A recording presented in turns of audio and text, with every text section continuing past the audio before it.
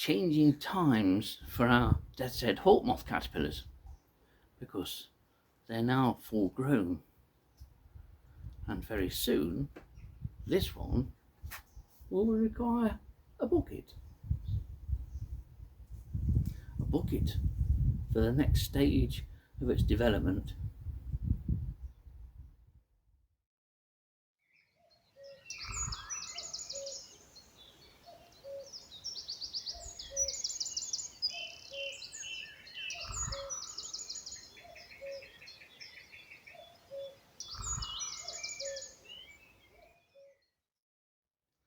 Well, I've not picked the best of mornings for this video, but can't be helped. Sometimes you have to make the most of what you've got, and when you've got it, and already the first of these death's head hawk-moth caterpillars has used the bucket, so to speak, it's gone down, so to speak, again, and is now preparing its pupal cocoon.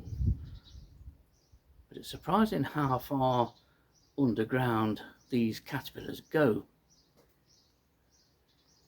When they're at this full grown stage, they tend to be 4.5 inches in length, and as a consequence, when they bury themselves down into the soft substrate that I very kindly provided, they go down probably 3 times their length, where they create a pupal cell, turn round so that they're facing upwards, or the pupil will be facing upwards, and then begin the process of pupation. This one's still got about a day or so in which to put on even more weight. They are absolutely beautiful caterpillars.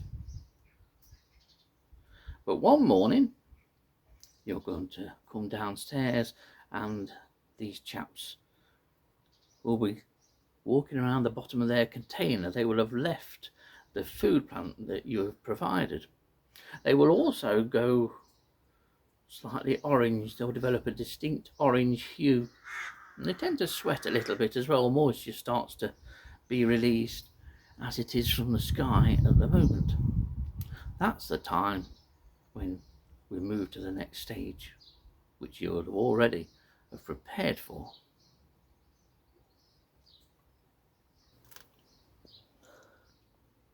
And here's that next stage.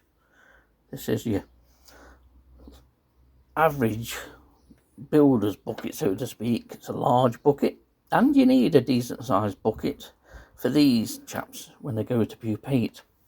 You may well notice a hole.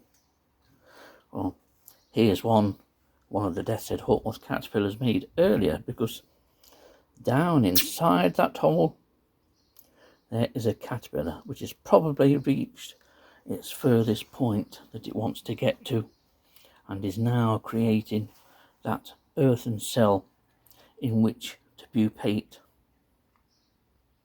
The bucket is a standard large bucket, and it's very nearly filled with ordinary compost. I've not made any effort to compress the compost. I just put it in loose, and I prepared it a few days ago, so it has had a chance to sink and settle. But there is no chance, as long as you leave the bucket alone, once these caterpillars are in, cover it over with something. It's surprising sometimes they can appear to go down into the substrate only to come back up again, almost like a resurfacing submarine. I've had that with convolvulus hawk-moths. So cover your bucket either with netting or a piece of wood, and then just put something heavy on top of that. And that's all you need for pupation, but you need at least a foot depth in which they can pupate. And when you go to take those pupa out in a couple of weeks' time, you'll be surprised at just how far down they go, and you'll probably be amazed at how the moth even gets back out. when all this will have filled in behind the burrowing larva.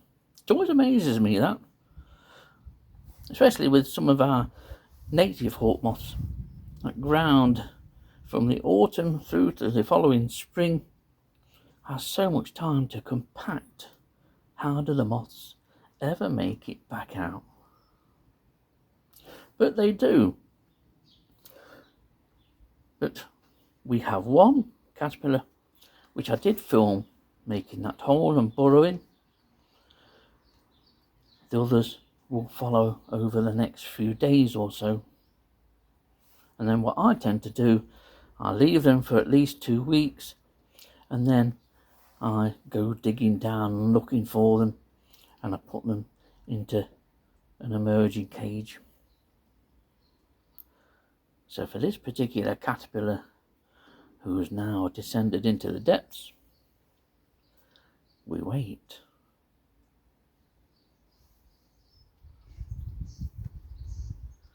Well, this one's still eating.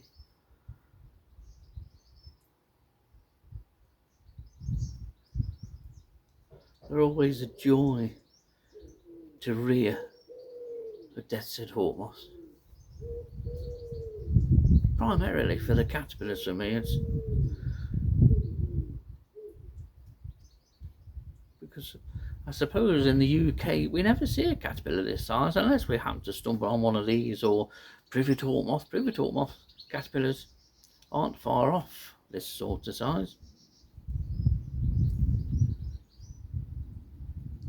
But it's the name death's-head hawk moth and its connection with the film The Silence of the Lambs. That's a big draw for people to want to rear this moth, plus the fact that the moth can squeak quite happily, thank you.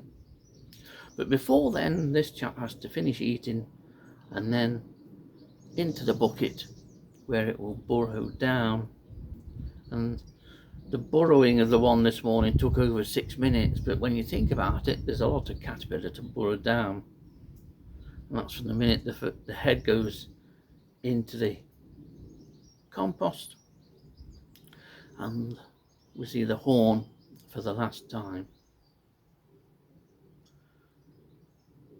and then it's all change underground. It's quite magical. The metamorphosis and the change from caterpillar to chrysalis to butterfly or moth is just amazing.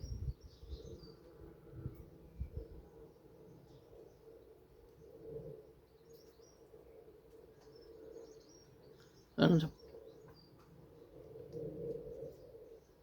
in a couple of videos' time, we will see the results of that metamorphosis. I sit here and think about it, and I'm still amazed. All the contents inside this caterpillar just get broken down and reformed into something totally different to this. It's astounding. But in the next video, we'll be looking at the next stage that this chap turns into when we go digging for death's heads.